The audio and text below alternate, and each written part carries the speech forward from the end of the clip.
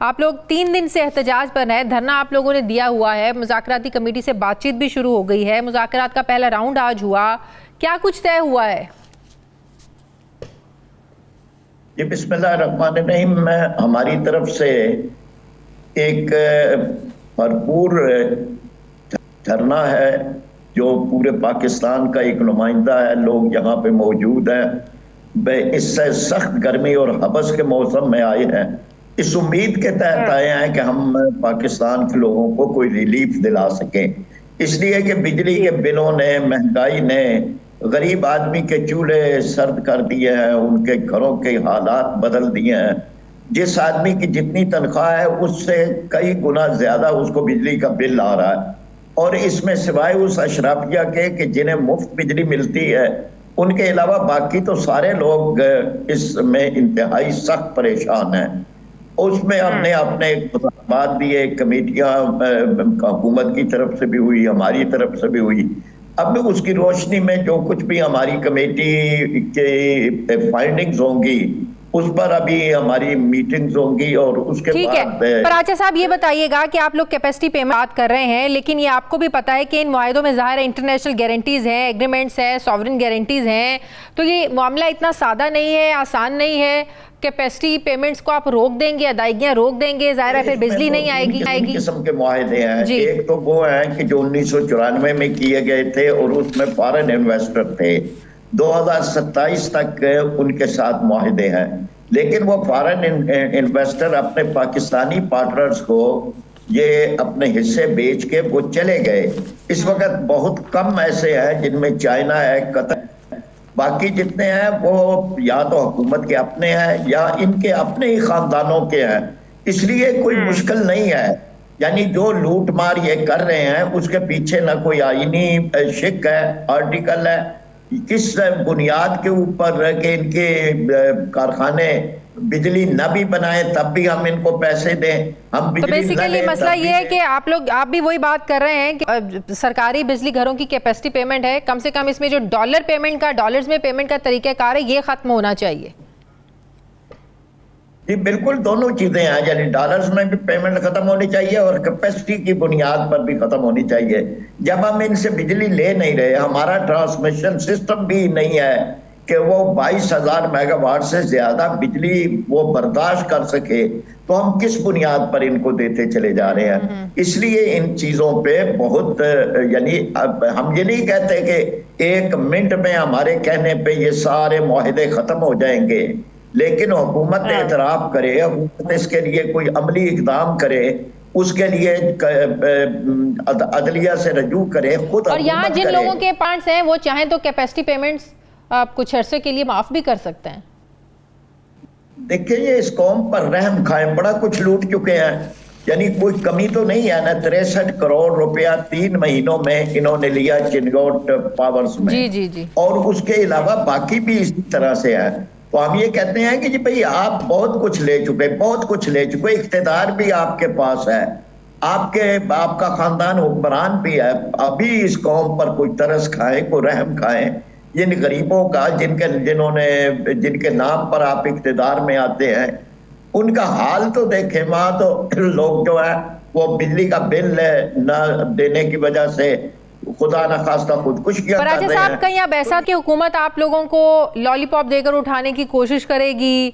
ज़ाहिर है एक मोमेंटम तो आप लोगों के धरने का, एहतजाज का बना हुआ है, धरना दिए बैठे हैं, लोग एहतजाज में आ रहे हैं, लेकिन आप ऐसी कौन सी गारंटीज़ हैं? और बकौल आपके ज़ाहिर है एकदम तो मुतालिबात हुकूमत की तरफ से मानना और वो तो मुमकिन नहीं होगा, ऐसी कौन सी गारंटीज़ हैं जो आपको हुकूमत से चाहिए जिसकी बिना पर आप लोग अपना धरना ख़त्म करने के लिए तैयार होंगे? जी बिल्कुल, हम ये चाहते हैं कि जी हुकूमत इस बारे में सीरियस मामला को सीरियस तरीके से ले और इस मामले को ठीक करे। ये चीजें जो क्या जमात इस्लामी ने और सियासी जमातों को भी अपने इस एहतजाज में, धरने में शामिल होने की दावत दी थी? जी बिल्कुल, हम यानी आम आदमी को दावत दे रहे हैं। हमारी ये दावत सबके लिए है, सारी सियासी जमातों के कारकुनों के लिए है।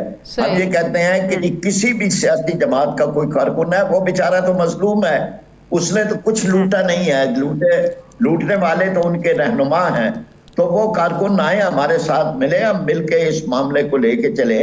बाकी सियासी लेकिन पर आचार्य साहब, लेकिन पर आप हुकूमत ये समझती है कि इस वक्त जाहिर है अभी 6 महीने हुए हैं, हुकूमत मईशत को संभालने की कोशिश कर रही है, और अभी से अभी अगर एहतजाज और धरने शुरू हो जाएंगे तो जाहिर है बाहर से कौन इन्वेस्टर आएगा, इन्वेस्टमेंट कैसे आएगी, कौन यहाँ पर, जाहिर है जब पॉलिटिकल इंस्टेबिलिटी होती है तो हर कोई सोच समझ कर इन्वेस्ट करता है। तो हुकूमत ये समझती है ये इस वक्त टाइम नहीं है मुल्क में एहतजाज का और धरनों का। देखिए, इसका तो सही अमल ये था कि हुकूमत अपने शाहाना अखराजात कम करती, खत्म करती। वो बिजली और इनके गैस की कीमतें और पेट्रोल की कीमतें बढ़ाने के बजाय अगर ये एतमाद कायम करते कि जी भाई हम अपने पेट्रोल और डीजल और गाड़ियां और मुफ्त गाड़ियां और मुफ्त पेट्रोल वगैरह हम ये सेक्रीफाइस करते, हम नहीं लेंगे। वो इस बात का करते हैं कि हम इंतजामी मसारफ पर 30% 35% कट लगाते हैं, तो कोई एतमाद तो पैदा होता, कोई कौम को भी समझ आती कि भाई ये खुद कुर्बानियां दे रहे हैं, चले कौम भी कुर्बानियां दे। ये तो IMF की कुंद छुरी से कौम को ही ज़िबा करना चाहते हैं, अवाम को ही चाहते हैं, ये नहीं चाहते कि कोई इनके ऊपर। आप लोग का ये भी मुतालबा है कि देखिए माजी के मुआहदे उनको सामने लाया जाए ताकि पता चल सके कि एग्रीमेंट्स में है क्या, क्या तरीक़ेकार था और किस तरीके से पेमेंट्स हो रही हैं। बिल्कुल ये किया है, ये हमारे मुतालबे का बुनियादी हिस्सा है। हम कहते हैं सामने ले आए, कौम को बताएं, कौम का ये हक है और इस बारे में कानून मौजूद है।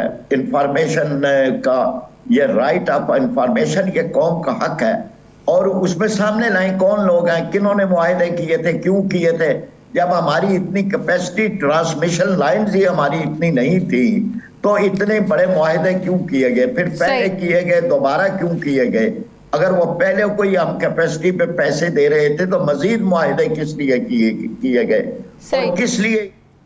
सही। पर आचार्य साहब, मुल्क में ज़ाहिर है मईशत तब मुस्तहकम होगी, जैसे मैंने पहले भी कहा, जब पॉलिटिकल जो है ना वो स्टेबिलिटी आएगी। तो इस वक्त हम देख रहे हैं एक तरफ तहरीक इंसाफ पर पाबंदी लगाने की बातें हो रही हैं, इत्तेहादी भी जिस पर अभी तक साथ देने को तैयार नहीं है, लेकिन तहरीक इंसाफ को बड़ा एक कॉन्फिडेंस है कि नवंबर दिसंबर तक हालात बेहतर हो जाएंगे और उनको उनका जो मैंडेट है इक़्तिदार वापस मिल जाएगा, वो एक तो हुकूमत बनाने में कामयाब हो जाएंगे, लेकिन उसके बाद वो नए इलेक्शन में जाएंगे। तो आप जमात इस्लामी समझती है कि नए इलेक्शन हल है के हक में है।